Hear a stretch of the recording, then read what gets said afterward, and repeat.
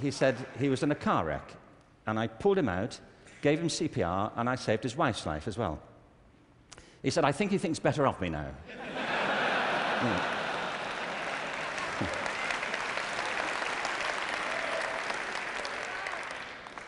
You know what I mean? Human communities depend upon a diversity of talent, not a singular conception of ability. And at the heart of our challenges, at the heart of the challenge is to reconstitute our sense of ability and of intelligence. This linearity thing is a problem. When I arrived in LA about 9 years ago, I came across a policy statement, very well intentioned, which said college begins in kindergarten. No, it doesn't. It doesn't. If we had time, I could go into this, but we don't. Kindergarten begins in kindergarten.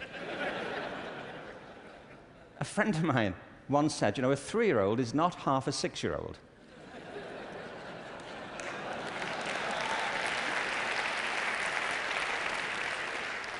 They're 3. But as we just heard in this last session, there's such competition now to get into kindergarten, to get to the right kindergarten, that people are being interviewed for it at 3. Kids sitting in front of unimpressed panels, you know, with their resumes. Flicking through it, saying, what, this is it?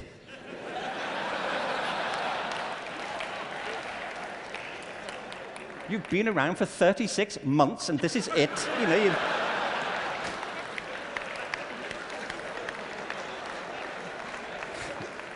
you've achieved nothing. I mean, spent the first 6 months breastfeeding, what I can say.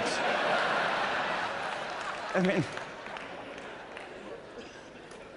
see, it's outrageous as a conception, but it tracks through. The other big issue is conformity. We have built our education systems on the model of fast food.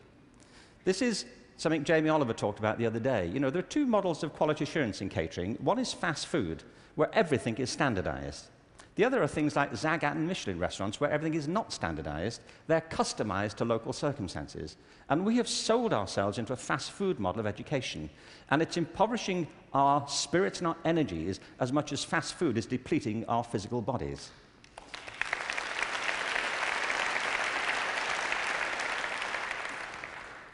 I think we have to recognize a couple of things here. One is that human talent is tremendously diverse. People have very different aptitudes. I worked out recently that I was given a guitar as a kid at about the same time that Eric Clapton got his first guitar.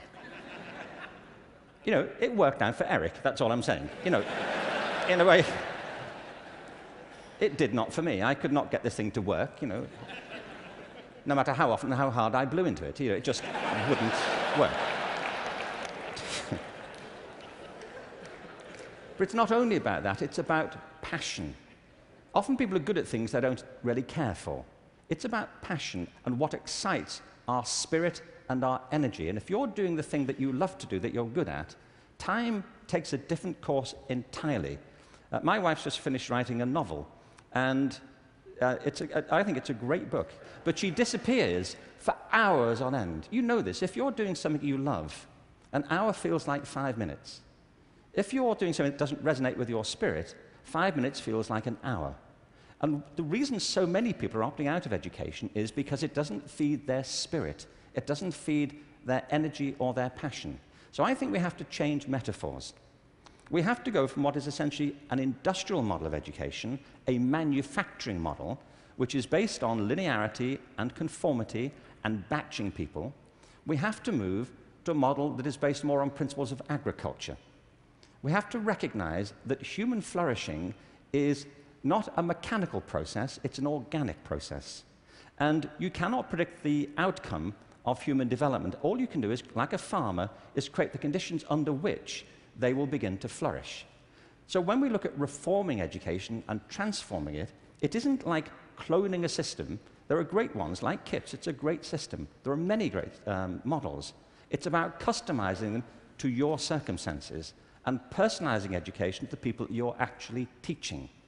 And doing that, I think, is the answer to the future, because it's not about scaling a new solution.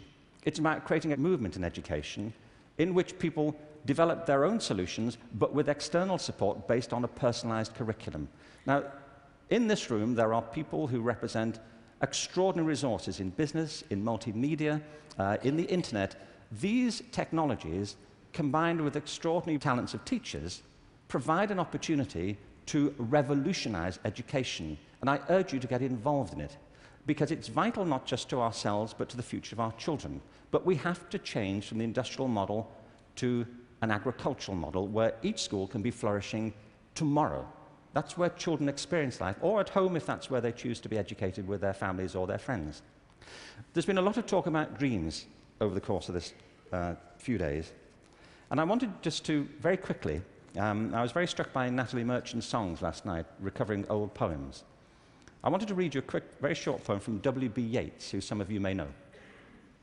He wrote this to his love, Maud Gone, and he was bewailing the fact that he couldn't really give her what he thought she wanted from him. And he says, I've got something else, but it may not be for you. He says this: had I the heavens embroidered cloths, enwrought with gold and silver light, of blue and the dim and the dark cloths, of night and light and the half-light, I would spread the cloths under your feet. But I, being poor, have only my dreams.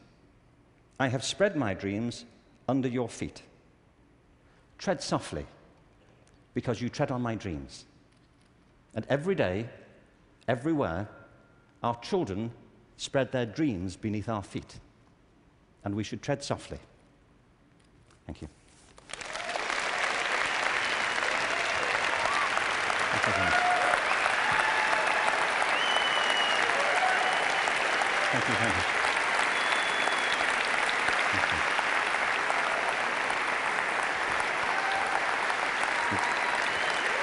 Thank you very much.